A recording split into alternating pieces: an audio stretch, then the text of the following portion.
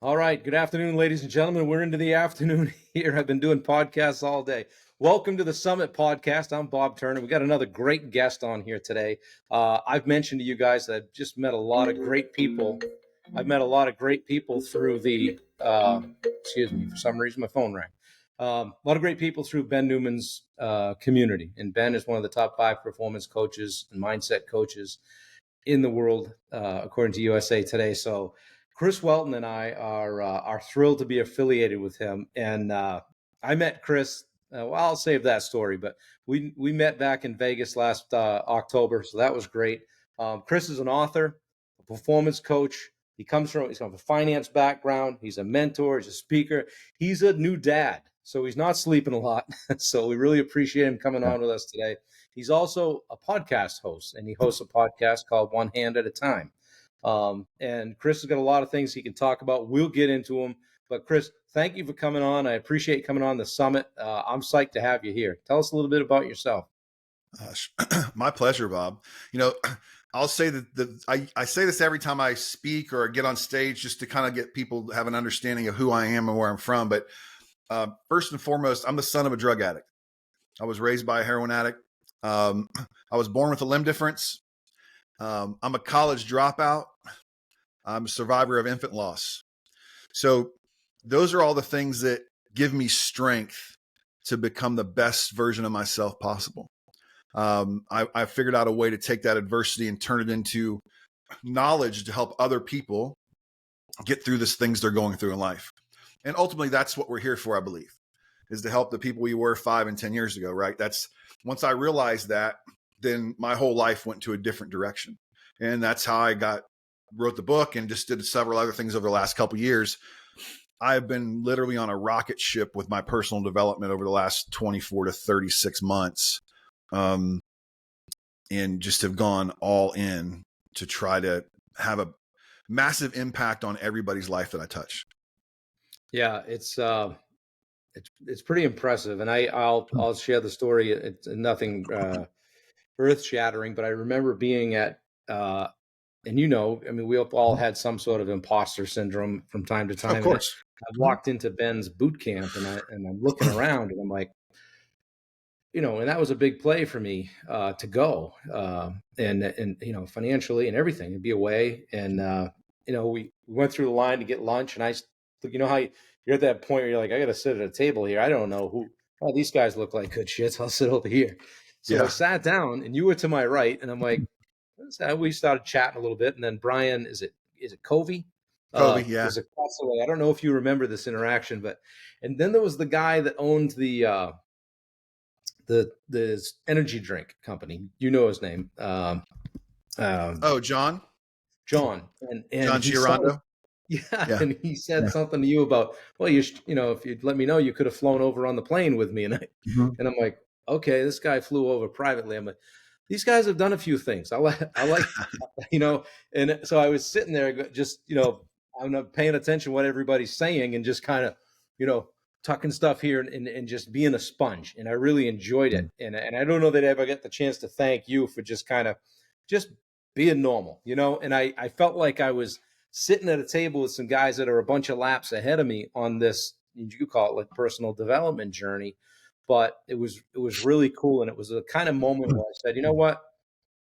I can sit at the table. Oh. These guys put their pants on the same way I do every morning. So let's go. Yeah. And that was a pretty fun moment for that event. So I enjoyed meeting you and appreciate you being able to come on and do this.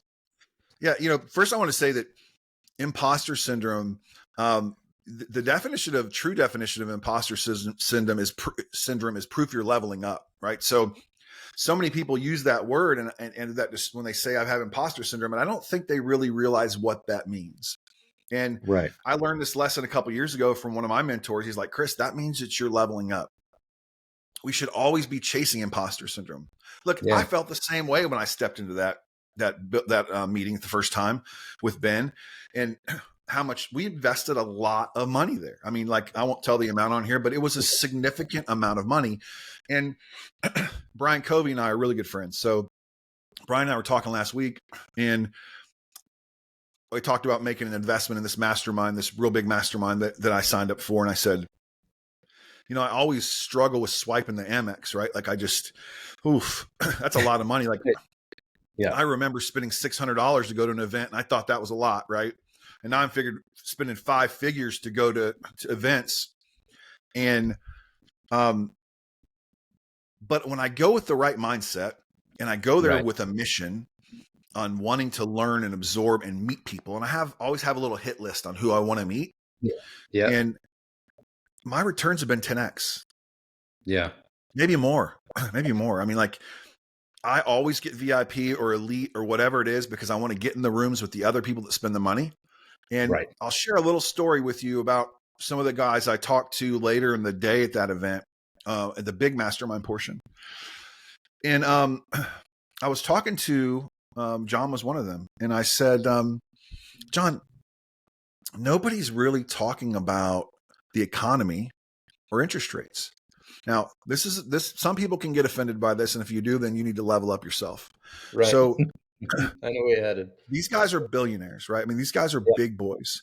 And he said to me, "That's a conversation people have in coach." I was like, "Damn." Yep. That's a conversation people have in coach. And it's not about being in coach. You can't afford first class. It's just that Yeah. what he said was, we don't think about those things. We train our people at such a high level that we work around and navigate. We don't care who's in office. We don't care what taxes are doing these days. We don't care what interest rates are. We still have to perform at a high level. Right. So why be bogged down by things that are out of our control? I'm like, Yeah. man, I flew first class. Now I feel like I need to get on a private jet. Right. So that was one of the biggest takeaways, period. And I wasn't that, and think about that. That wasn't even from somebody who was on stage. Right. It's from somebody I already knew. Right. So it's about being in those rooms and meeting these other people. And you're right, Bob. We all put our pants on the same way. We do everything the same. Like I'm just a guy that is super tenacious. If I decide I'm going to do something, I'm going to do it. Like it's going to happen. I'm going to figure out a way to get there. You can beat me up, knock me down. When I wake back up, I'm still coming, right? Like that's just my personality. Like that's just the direction that I go. So I'm looking at these guys. I'm like, I can buy a $40 million jet someday. I'm not even like that. I mean, that's not, I'm like, I know what I'm capable of. So, but you need every now and then you need to have those conversations with the people who are where you want to be. Right. And that's why I wrote the book. They say, what's the quote? Sit with the warriors. The conversation's different, right? And that's how I felt that day sitting at that table. I went right back to that same table the next day. And you guys were all there again. And I was like, yes, sit with them again. I know I'm going to get some stuff here. Yeah. You know, and it's like, I felt like the guy just kind of walking around, picking up what falls off, you know, and just kind of putting it in my pocket. I'll write that down and think about it later. So it was really good. You mentioned hit list. Okay. And it made me think of this, and I'm going to transition to this right now. Yeah, Guys, let's go if for you it. don't know, Chris wrote this book. It's called One Jordan. All right. I'm going to let you talk about it. But in this book is a hit list really of high level people Chris decided he wanted to talk to. Chris, tell us how you did that. Yeah. So I'll give credit to Brad Lee first, because he did a TikTok video like a year and a half ago about, hey, send one Jordan and a note. I was like, I love that strategy. I'm a big Jordan fan. Like if I could turn the camera on right now, you'd be like, why do you have so many shoes? Like there's just a whole wall of Jordans behind that camera. Right. So I thought about that and how could I utilize that? So I came up with a list. I was stuck in an airport in Charleston, South Carolina after I was spoken at an event in Charleston. There was a hurricane in Florida where I live. So I had a 9-hour delay while the hurricane passed. So I'm sitting in the airport. I'd already sent one Jordan out to somebody. I'd already sent one to Damon West. Him and I both spoke at that event in Charleston. So I'm like, man, that worked pretty well. He responded. Who can I put on this list? So I started putting this list together. And I'm going to connect with this person and this person. And I never doubted that I could do it. Like I always figured out there's got to be a way. So Ben Newman happened to be number 2 on my list. And I had been talking with his assistant because I just was curious what it cost to be coached one-on-one by Ben. I knew I wasn't there financially, but I wanted to know what the number was. So at one point she told me what the number was. And then I emailed Monique back and I said, hey, curious, what's Ben's shoe size? Got the shoe size, sent one Jordan. Ben responded. We got on a phone call. Our relationship is just amazing ever since, the stuff we've been able to do together. But I wanted to put some emphasis on understanding who you want to connect with. Now, there's a whole blueprint in the book. If you buy the book, you can scan the QR code. There's a blueprint on how to build your own Jordan list. But then it was like, what am I going to do from there? So I went like 6 or 7 straight people responded. Like they're responding. I'm getting text messages, phone calls. They're hyped up about the shoe. Like I go to an event, guy goes, "Hey, you're the one Jordan guy." I'm like, I have no idea who this guy was, but apparently I'm the one Jordan guy, and I'm good with that, right? So yeah. And then I said, I should write a book about it. I should write a book about it and share with everyone the importance of having a strategy and a list of who you want to connect with. Now, selfishly, one of the reasons I wrote the book is because I historically have been able to pull off big things in business. Wins, big losses too, but big wins. But I've always been the guy that hits the big win and then doesn't do much for a while, right? We talk about being seduced by success, right? Our mentor Ben talks about that all the time. I would be seduced by success. Like when I got my big house and I got my 5 cars and I would always figure out a way to screw that up, right? So like I would get seduced by success. So I said, if I wrote a book and it works and people buy it, they're going to want to know what's happening after that, right? Like I'm going to be held to a standard that's not just mine. The standard is everybody else holding me to the standard. So it's been very powerful for me to be able to say, okay, here's the book. What am I doing now? You can see there's a few shoes on the shelf behind me. I'm waiting for responses from some people. The one in the middle is from Sal Frisella. I sent him that like 3 weeks ago, probably. This right here is Ed Milet. I sent him that shoe 3 months ago. Yeah. I know he's got it because his sister said that they received it because I talked to her. And then the other one's a guy named Neil Dingra. He got the shoe yesterday and he posted all over social media about it. So I know we'll connect. But I share that with you because I didn't just stop at writing a book and do this. I kept pushing. The most magical moment of all of it, though, was last week, a week ago Monday. My phone rings and it's a number I don't recognize. It's probably somebody trying to sell me a car warranty, right? Like that's I don't ever answer the calls if I don't recognize the number. Right. So if you're reaching out to me for a speaking event or something, you're best to text me first and then I'll call you back. And I get this voice message on there. And he says, "Chris, John Maxwell, where's my other shoe?" So I'd sent a shoe to John Maxwell like 3 weeks beforehand, and John Maxwell called me. So I called John Maxwell back. Me, Chris Welton, son of a drug addict, college dropout, has John Maxwell on the phone. I have his cell phone number now. Like I can text John Maxwell, right? Yeah. And we spoke for 10 minutes. It was an amazing conversation. I'm trying to do some other things with him right now. I sent him the other shoe. I sent him a copy of the book.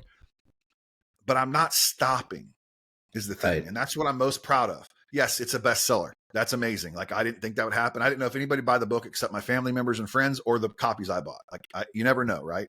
So, but it's a bestseller. But then it just has become a driving force to do more with that. How can I take those relationships and turn them into something else? Look, all I'm trying to do is cut off this 20-year learning curve that it takes to be a top performance coach. If I can cut it down some, because when I committed 100% to be a performance coach, I was 50. Okay, I'm 51 now, but I was 50 when I committed. And I need to cut the curve down a little bit on the timing. So it's getting me invitations to do things.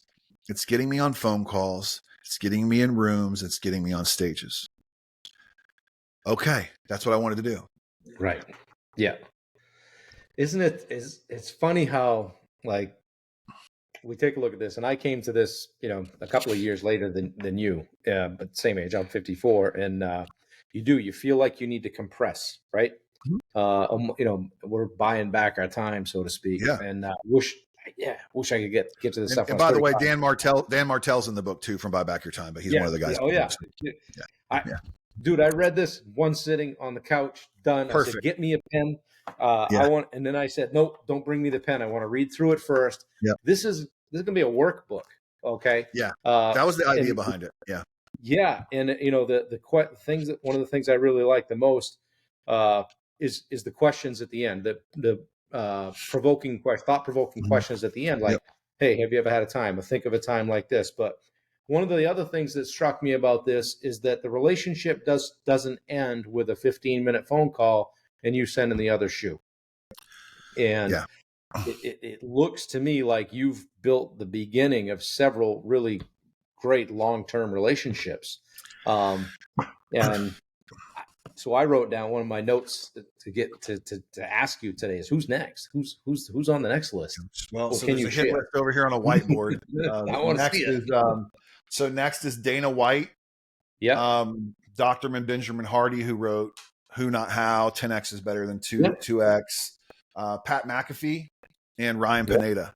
So those are on Okay. the list. I've gotten feelers out to 2 of the 4. I know someone who knows Dana White. The gentleman was actually on my podcast 2 weeks ago. They're personal friends. Mm-hmm. I nudged him a little bit and asked him to get the shoe size, but he didn't feel too comfortable yet. But it's okay. I'm going to go for it again. I know he will. But that's my list right now, and that list could grow and change. I mean, it's again, you talked about that. You said the relationships that I've built. And if anybody follows me on social media right now, One Hand at a Time on Instagram, you're going to see what I did for everybody in the book. And what I did for everybody that was in the book is I created this custom shoebox. And it looks like the cover of my book, right? Yeah. Amazing. And everybody in the book got a custom made pair of Jordans. Okay. Is this going to be on YouTube? Will they see video of this? Yep. Okay. Yep. Absolutely. YouTube, Apple So Podcasts. this is like a custom made pair right here. These are mine. This is the first pair ever made by Anthony. He does not sell these shoes. Okay. Anthony's like one of the top artists in the world. He doesn't do shoes. He's a friend of mine. He said he'd do that to help me with the book. So, but everybody in the book got a custom made pair of Jordans. And they got a hand signed copy of the book and some other stuff, except the only person I didn't send it to was Dan Martell. Dan sent me the shoe back, said he wasn't a fan of Jordans. That's okay. So I'm good with that. Right. Fair. But everybody else has it and they're posting it everywhere. Like Yeah. they're amazed on the gift and that. And look, I just want to figure out a way. This book is kind of a segue for me. It's because if you become a best-selling author, right, you get more opportunities to speak and come on great podcasts like this and be around these other people.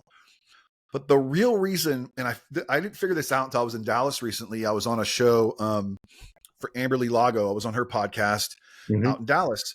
And when I walked out of her interviewing me, I was standing in the hallway and I realized I wrote the One Jordan book because I was afraid to write the book I should have written first. Now think about that. I'm 2 weeks before it's being released, and this is what I'm thinking. So I call Ben from the lobby of the place, and I'm like, Ben, we talk about this, and I talked to Renee Rodriguez, and they're like, no, man, that's the book you should have written. Now you're going to be a bestseller, and people are going to want to listen to the other stuff you have to say. Because for me, the most impactful thing I can do is help people get through adversity. I have an online summit that I'm doing June 11th through the 14th. It's free to everybody. It's 4 days. I've got 20 speakers. I don't have the list all finalized yet, but I can tell you that Anthony Ricciardi, the artist who did the shoes, he's going to be a speaker. Amberly Lago is a speaker. Brian Covey's a speaker. Renee Rodriguez, Ben Newman, and there's a handful of other ones. But it's called Strength Through Adversity. You're not alone.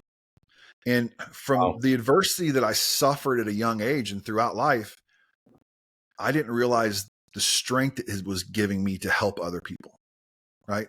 So the One Jordan is just a segue to get on more stages and help more people and be impactful. Right. With my genuine true story.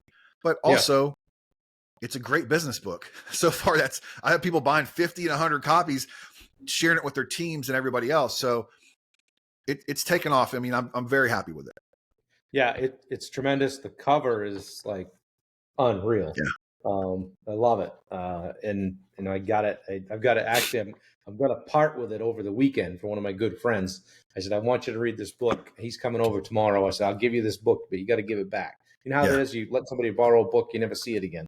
Exactly. So Well, it's cool. And, what was I going to say? I wanted to share something, one other thing with you about the book. Oh, my biggest takeaway was take action. I'm like, here's this guy sending, what a baller move. You're sending a shoe to Ed Milet, and I mean, you've seen Ed Milet. We were standing right next to Yeah. him at the event, but That's where I got his shoe. That's where I got his shoe size from him. I asked him for his shoe size there. Yeah. This look like about a 9. I go, what's your shoe size? He's like, it's a 10.5, but I know what you're thinking. I said, you have no idea what I'm thinking, brother. Yeah. They need That's funny. And I bet you'll hear back from him. I think we will. Cause I told John Maxwell, I said, I haven't been able to get Ed back on the phone yet. He goes, I'm calling Ed right now. So we'll see how it goes. It's like, it's getting back to what you said. It's like getting in the rooms, right? And being around it and picking stuff up and just sitting with, like, I've just got people around me now, people like yourself, that don't accept anything less than my best. Yeah. And that's just super cool. So talk to me about the coaching. Yeah. You've started into coaching, you're in financial services. Talk to me about that transition and how, like, was there a spark that kind of hit you at any one time, or did it just kind of come to you organically? Yeah. So there's a lot of reasons why, but I coached athletics for a long time. I coached football, I coached travel softball, and I enjoyed that. I really enjoyed it. I always said when I retired, I was going to go back and coach high school football. That's what I really have a passion about, is coaching sports. And I've had a lot of success in business, whether it be in the automotive industry or the financial side of industries as well. And one of my strengths was taking people who had done little business that had a desire to do more and helping them better their lives or their families. Well, I have always been coached. I've had a coach for a really long time. I have 2 coaches right now. And one of my coaches said, man, I feel like you bring as much to the call as I do every week. Have you ever thought about coaching? I'm like, oh, I mean, I'd love to coach, but I'm helping run this massive company. Like, I don't know when I would do that. Like, right. I was coaching individuals inside the company. We had group coaching and some one-on-one, and I coached the people that wanted to produce at a high level.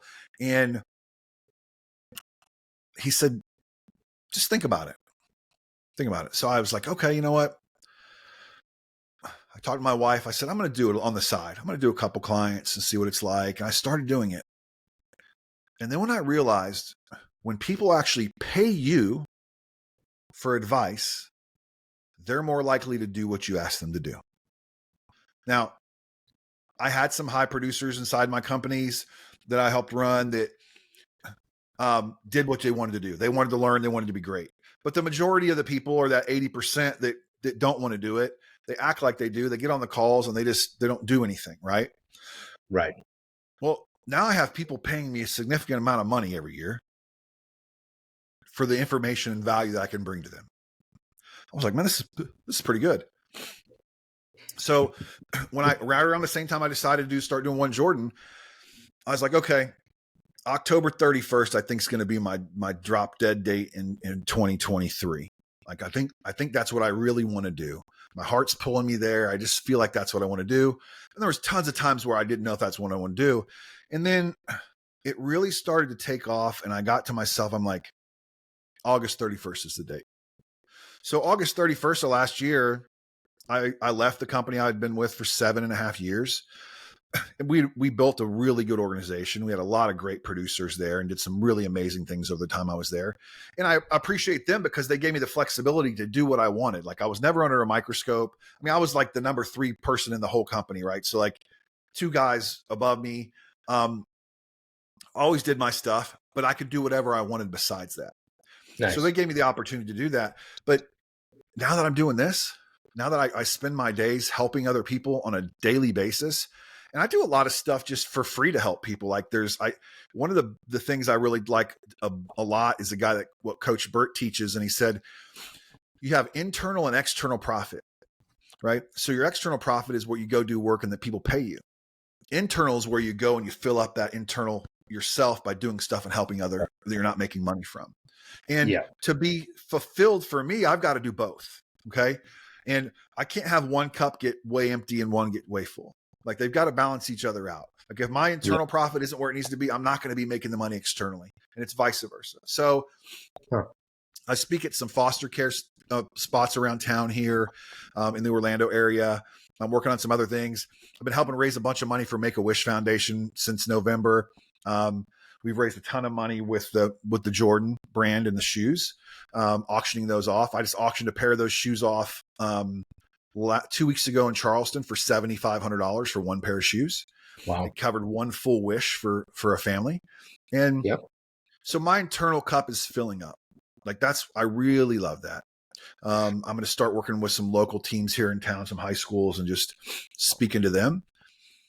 And that's cool. for me, it's so much more fulfilling than anything I've ever done. It's funny that you mentioned, filling you up on the inside. The turning point for me and was like for a year, I just came from a place of service. I was talking to guys on the phone, helping them out. People were calling me, hey, how do I deal with this? Hey, I got a tough conversation coming up with a customer. Do you have 10 minutes? Sure. We give them an hour. But I remember hanging up the phone one day, and I was here at the house, and I hung up the phone. There's nobody home. And I said, that fills my effing cup. Yeah. And I was like, I think I need to pay attention to that. And Yeah. I had done some triathlon coaching in several years ago, and I enjoyed it. I like helping people, but I had to really just take a minute and think about that, because I was like, okay, you're 50-ish, I'm 54, we don't have another 40 years to work probably. Okay. And I want to enjoy what I'm doing. And part of Yes. me enjoying it is seeing when somebody says, hey, I hired that guy. Hey, Mm-hmm. cash flow is not a problem anymore. Hey, I'm doing that thing that you thought hey, I started my podcast. I'm writing my blog. I'm reaching new heights, And when I sit back and I look at that and go, I've got some ownership of that. They're doing that because I helped push them, get them off center, off zero. That's a pretty good feeling, and I know that you're the same way. I agree. I mean, when people reach out to you and they say things like, Chris, you changed my life, or Chris, you opened my eyes to this, Chris, you're an inspiration. Like, man, that's just so powerful, right? Because again, I lived a lot of my life being that son of a drug addict that just didn't feel like I brought value to anybody, right? Just didn't feel I was worthy of anything. People would compliment me. I don't know how to take a compliment, like, because I felt like they were full of shit, and not real, right? Like, I just feel like, so I had to deal with that. And once I got past it and realized that, man, Chris, you really do bring value to people. Right. So now it's your responsibility to do it more and do it more and do it more. And for me, like, I want my clients to get like 10x out of what they pay me a month. So I'm on call. Like, I'm on call for my clients. Like, if somebody texts me, they can't wait till the next call, they have a situation, I jump on a call with them as soon as I can, right? Or I'll do an extra call, or I help them hire team members. I love to help them hire team members because it solves my problems with them too, right? Like, so like let me talk to them before you hire them. So I do a lot of that for my clients above and beyond. I don't charge them for that, right? Like, I don't say, okay, well, it's an extra hour, so it's this. I don't do that. Yeah. I bring massive value. They refer me to people, whatever. But I want to make sure when we get on a call that my clients are dialed in and ready to go. And my goal as a coach, and some coaches don't like this, but my goal is to coach you at such a high level that I can't coach you anymore. Right. Right. And that's how my daughter was, right? My daughter was a stud athlete. I coached her till about 12, and she got so good, I couldn't coach her anymore. Like, I just couldn't keep up. She just outgrew me. Right now, on the coaching level with that, with my clients, I'm in Florida, so I'm in the South. So I use some South terminology real quick. If you're going to grow to that rate and and get to the point where I can't coach you anymore, you better pack a lunch. Okay. Because I work every day on being a better coach, right? I invest massive amounts of time. A lot of my equity and cash goes into growing and being better. Right. So I always want to bring more value to them and continue to grow. But when it gets to that day, if you say, Chris, I just can't get any more out of you, hey, congratulations. Let me find you somebody else, right? Let's move on to the next one. No, that's awesome. And back to your point about people that pay, it was people that pay attention, right? Yeah. And if you, I don't imagine you have too many clients that stick around too awful long if they're not, say, doing their homework, so to speak. You know? No, I will fire a client. I don't have an Yeah, issue with that. yeah, My time is very valuable and limited. If you're not showing up to the calls, if you're not doing what you need to do, I have people waiting. Like there's people that want to be coached, right? So it's like I'm not going to yeah. keep you around. Hey, here's a question for you. Podcasting, I've wondered this. Podcasting, speaking, coaching, whether it's writing a blog or doing your financial relationships, whatever. What do you like to do the most? If you could do anything you want to do tomorrow morning, what would it be? Speaking, Mm-hmm. yeah, speaking, and the reason is because impact is my thing, and I'm more likely to impact a room of 1,000 people than I am my podcast, which might get no downloads or it might get a bunch. I got Um, 7 one day. No, kidding. Yeah, I mean, you just never know. Like, I don't Yeah, even pay attention to it anymore, Bob. Like, I don't even pay attention to it. I'm like in the top 7% or something. I don't even know what that means. Like, what right. does that mean? So I just do my podcast every week like I'm supposed to, and Just keep hopefully it showing helps up. one person. But Yep. when I get on a stage and there's 1,000 people in the crowd, Yeah. the chances of positively impacting 10 or 20 people is great. Like, I spoke recently at the Rotary Club in the town I live in. There's probably 80 or 100 people in the room. There was like 10, maybe 12 people waiting in line to talk to me after I spoke for 15 minutes. Yeah. Right. So speaking is my thing. I love to speak. I love to get on stage. I love to tell my story. And that would have never been possible if I had never met Rene Rodriguez, who wrote the foreword for the book. I met Rene. He worked with me on how important my story was and developing it and making me a better speaker. I was never afraid to get on stage, but Right. there's a difference between not being afraid and understanding how and when to say things. How to move around, body Yeah. language. Yeah. How you bring people through the talk. Yeah. That's all stuff that I'm working on now. And Yeah. I've been paying attention to how people answer this question. How do you speak more? You speak more. Exactly. Yeah. That's So what if John Gordon anybody's, yeah. told me. Like, that's what Yep. John Gordon. So you probably read that in the book, but that's what Yeah. John Gordon told me. So I was on a phone call with John Gordon, and again, Chris Welton on a phone call with John Gordon. Crazy, right? So Right. I'm on the phone with John Gordon, and I said, John, I want to speak more. He goes, then speak more. I go, what? He goes, just speak. 2 people in a room, 5 people. It doesn't matter. Just speak everywhere you can. Yep. He said, then someone's going to refer you to somebody that's going to get you there, right? Yeah. Just keep bringing it. I was actually texting John this morning because I'm getting ready to send him some stuff out. But yeah, I mean, when you read the book, people haven't read the book yet. There's a great story about how I met John Gordon, and being backstage at an event, and it's been crazy. And that's from Ben Newman. Ben introduced me to John, right? And then Right. and that's how I met John Giarando, because Ben had me come to an event with him, and like it's just Ben has just been a catalyst for me, in all because I sent one shoe. Yeah. No, he's been fantastic. He called me one day and he said, "Hey, where are you in Maine?" I said, "I'm from Southern Maine." He goes, "How far are you from Gillette?" And I'm like, 3 hours. He goes, "I'm going to be there. Let's grab dinner." I'm like, Yeah, something wrong with my phone here? yeah, Sure. Off I went, because you get yep, a chance to sit across the table from somebody like that. You yep. take it. You do. Chris, what's the next book about? Gosh, the next book is it's going to be about strength through adversity, and it's going to be about my story growing up, and um, how my story's not different than a lot of people, but the difference is how I figured out ways to overcome it and to learn along the way. Hmm. So that's what that's kind of the baseline for it. I hope by this time next year it'll be out, maybe end of next year. Because if you're thinking about writing a book, it's a lot harder than you think it is. it was extremely difficult. I'm not a writer; that's just not my thing. But Yeah. I was able to get it put together, and this book's going to be just different. The book won Jordan. I intentionally only wanted to write 100 to 120 pages. I wanted it to be a book that people wanted to give to other people. You find that the bigger the book, the less they're going to share it with other people, because a lot of people aren't readers. So Right. this book's a book that everybody would read. Like it's a great, the storylines are smooth, the things flow. And I think everybody that's in the book that I wrote about is different. None of them are the Yeah. same. Right. Yeah. So I think I covered the bases of everybody that you can cover. and everybody could reach, could find some kind of similarities in their life to those people.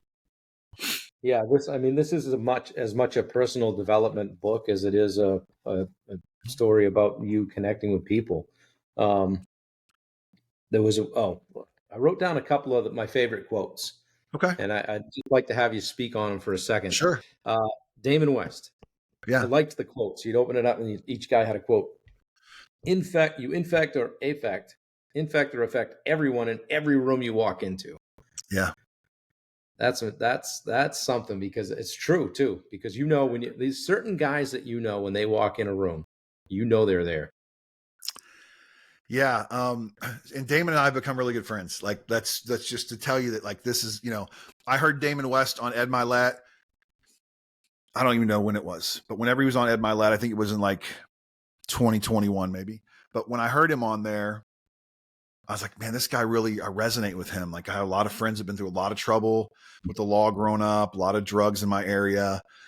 So I DM'd him and he responded. Right now, that's back when he had like 10,000 followers. Yeah.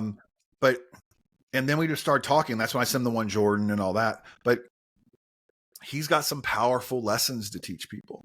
And it's so true. And when you walk into a room, you can control what you bring, the energy you bring.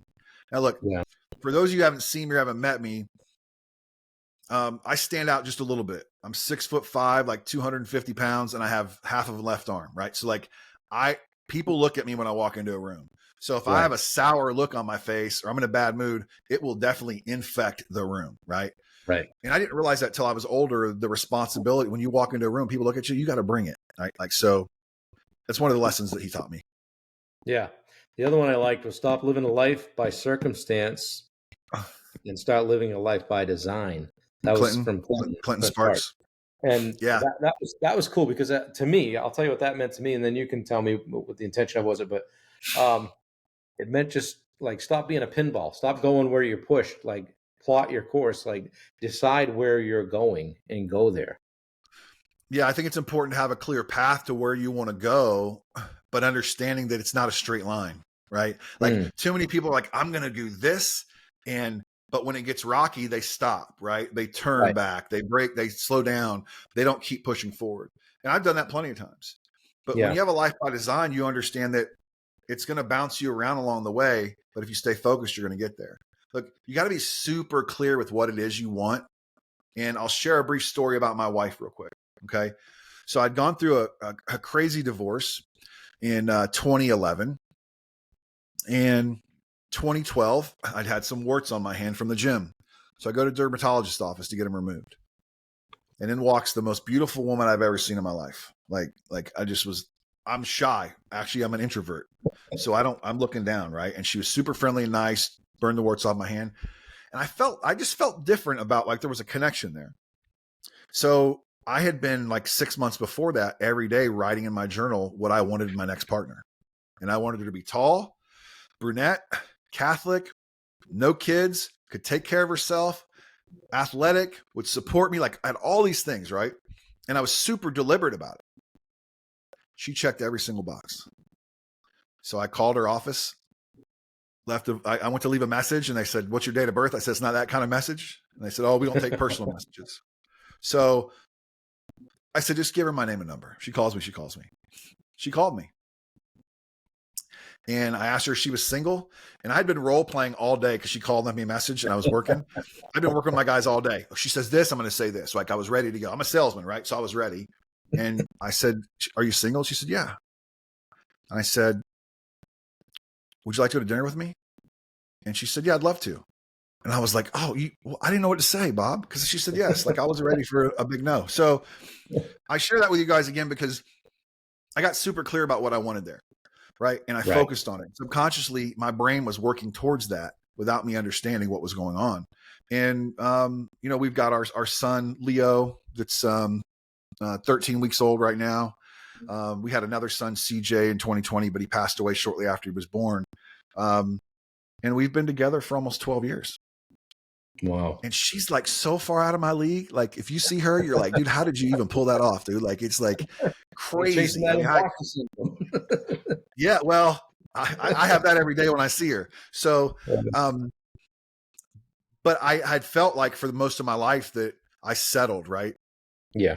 Yeah. When you grow up in tough circumstances, you find yourself settling, and you find yourself trying to help other people that are worse off than you. Like, that's my ambition, was to save people. Boy, that was a Right. bad move. And I learned lessons, but it took me a long time. It took me 39 years to learn that. Yeah. Wow. Um, Good stuff, man. I mean, this has been great. I've been looking forward to this. I was hoping you wouldn't say, "Yeah, I can hop on sometime in June." So we were able to put it together pretty quickly. Yeah. Um, I've been asking people that I get on, and a lot of them we've been affiliated with Ben, and we know Ben, or Mhm. and with Ben we talk a lot about the burn, right? Yeah. Where why and purpose come together to ignite the Oh, burn, you can see all that. that stuff. That's my Yeah, burn right there. CJ is my burn right there on my arm. there you But go. yeah. Yeah, I was hoping you'd show that. That's cool. Um, and Ben's worked with me a lot, and we've kind of worked on this the edge concept with me, and so because he's like you really, you have an edge. You bring people to their edge. You develop people's edge with them. So it's great for me, and so I'm building around that. So what I've been doing is asking people like, what's your edge? What's different about how you show up? What do you bring to the table that others don't? And what do you go to? What is it that you go to when the shit does hit the fan? So I'll ask you, what's That's a your good edge? one. That's a good one. Man, I think that my edge, as far as my advantage, um, is that I'm a student. I'm a learner, right? I'm constantly trying to learn and be better. I'm incredibly empathetic, but I do hold my clients super accountable, and I hold my children the same way. I have two daughters from a previous marriage that are both just super successful, because I held them to a standard when they were younger, of pushing themselves, right? So I would say that's my edge, as far as the advantage I have over other people. Uh, you know, That's awesome. as far as the shit hitting the fan, my wife is my first go-to. She's my number one fan. That was in her wedding vows, actually, when we got married, that she was my number one fan.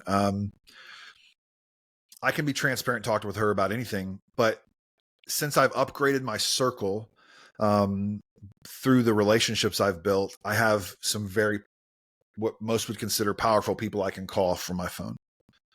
I can call Rene Rodriguez, he answers. I can call Ben right now, and he answers the phone, because he knows I'm not Right. calling just whatever. Right. Um, and so those are the ones I go to when shit hits the fan. But I'm also a big believer in prayer. Mm. The big guy controls a lot of the shit that hits the fan in my life, and he's been able to put me on the right track. And then I just spend a lot of time meditating too. I get in my own head Yeah. and try to clear it up, because most of the time when it's something that seems bad, it's really not that bad. Right. Perspective. Right. Yeah. Yeah. Well, good stuff. I thank you for being here. Before Yeah, we of course. go, and you've got a new podcast too, so this isn't, we're not on the Ed Milet show here, but a bunch of people will see this, and Sure. so I always like to ask everybody, what do you want to leave people with? What would you like them to know?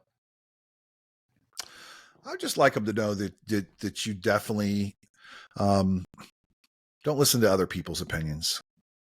Don't let someone hold you back from what your dreams are. And if your dreams aren't big enough that they're scaring you, then you need to come up with something else. If you're 100% content and happy in your life, I'm for it.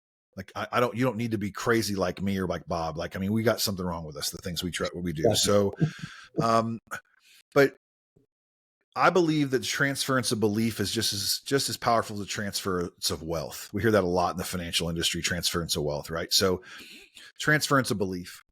Um, Believing in yourself is big, and having others believe in you is even bigger. So I believe in you, and I haven't met you yet. Okay. And when people tell me they believe in me, it's one of the most powerful things they can do.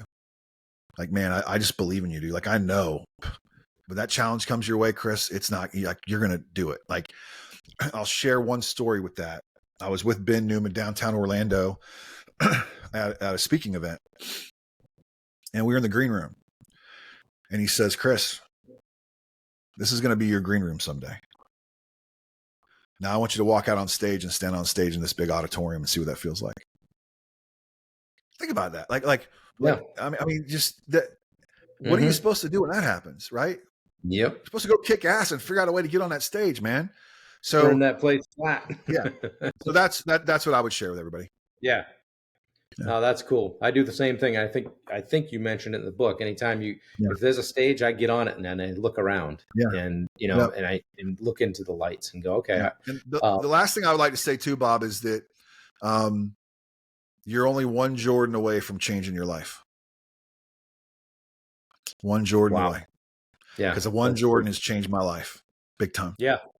Awesome. Kudos to you for having the courage to do it, to continue to do it, to stay true to your standard, and to keep reinventing yourself and not letting yourself be seduced by success. So, Chris, I've enjoyed meeting you. I'm looking forward to us continuing this relationship. And you're one of the big dudes in my life that I can call, and I know you'll answer. So thank you for that. Well, thank you, Bob. I appreciate that. I appreciate you being here, and continued success. And we're talking about this on our group in the summit. This is going out to 1,000 people that I'm all saying, hey, this is Chris. He's on our podcast. Buy the book. Hopefully that helps. I'd like you to send me, or I'll shoot you an email. I love the information on your summit. Okay. Mm-hmm.